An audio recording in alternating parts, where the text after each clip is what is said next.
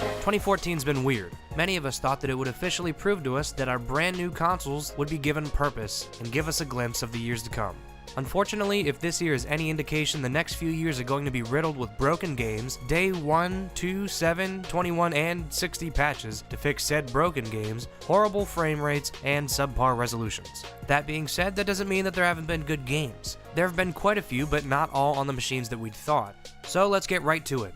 This is my personal top 5 games of 2014. SteamWorld Dig, while previously on the Nintendo 3DS last year, saw its PlayStation 4, PS Vita, and Wii U release earlier this year. The game is a 2D platformer where you play a steampunk robot trying to dig up minerals below a small western town.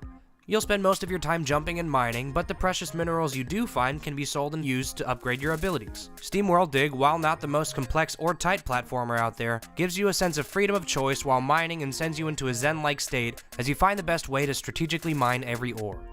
Dragon Age Inquisition is a game about character interaction and player choice. Unlike other open-world role-playing games like The Elder Scrolls V Skyrim, Inquisition gives the world and the events happening around the player a sense of cohesion and urgency that is rarely felt in these types of games.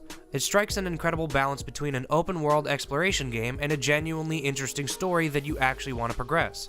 Inquisition also handles inclusiveness, or rather openness, acceptance, and the lack thereof, better than any game I've ever played.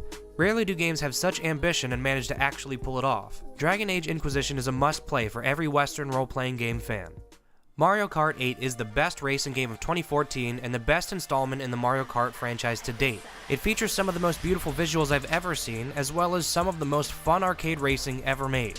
One of the most understated aspects of Mario Kart 8 is its incredibly expressive and lovable characters who will interact to being hit, bumped, being passed, or even give a little smirk to another racer as they pass them. It gives every character a personality that is rarely seen in racing games and is the model to be emulated by every kart racer going forward. South Park: The Stick of Truth is a game I've been waiting years to play. Literally years. For 3 years, I had waited for what would be one of the greatest licensed video games of all time, one of the best role-playing games of the year, and easily the greatest piece of media that could possibly be consumed by a South Park fan pretty much ever. Handled with apparent care by the show creators Trey Parker and Matt Stone, The Stick of Truth looks, acts, sounds, and feels like the South Park TV show.